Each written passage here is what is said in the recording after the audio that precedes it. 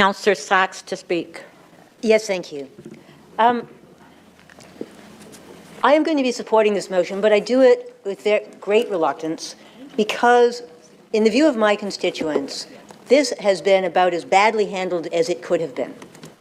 There was a 2-year process in which the public was promised that there would be an expert committee and then public consultation, and with no notice, they didn't get a say. This was sprung on us at the December council meeting with no notice, no chance for the residents in the area. I'm the adjoining councillor. It abuts my ward. People in my ward are affected. Nobody got a chance to be consulted. And they bitterly resent how they were excluded from being involved in the naming of a central civic square that affects them, contrary to years of promises, and for no reason that's been given. Most constituents are angry about this. I get a lot of angry emails, but I get more angry emails about this than anything else. Most constituents feel the name chosen has nothing to do with them, nothing to do with Toronto, nothing to do with the values of the history of this city. They find the choice divisive, off-putting, tone-deaf to the will of the community. There are so many better names we could have chosen. We could have chosen Freedom Square or Equality Square or Welcome Square or any number of things, but there was no chance to have that conversation because of the process.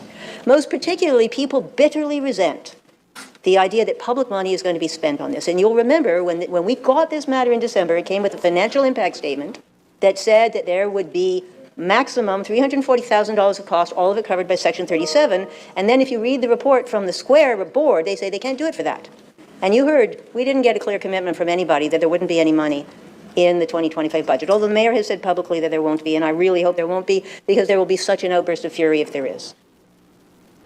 I also have to say that most of my constituents, and I agree, are not persuaded that the allegations against Henry Dundas are justified. I am supporting it anyway for the following reasons. The first is the renaming of this square, with all of its unpopularity, was better than renaming all of Dundas Street, which would have been enormously expensive and is enormously disruptive to the people and the businesses in the whole south of my ward, which is something that the previous council had decided to do. And that would have been a very, very bad result. And to avoid that result, renaming the square was by far the lesser of those evils.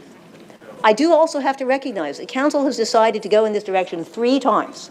First of all, in 2021, when they decided to go in the direction of renaming. Secondly, in December, with all the faults of that process. And then again, when I moved that we should reconsider, and council rejected that recommendation.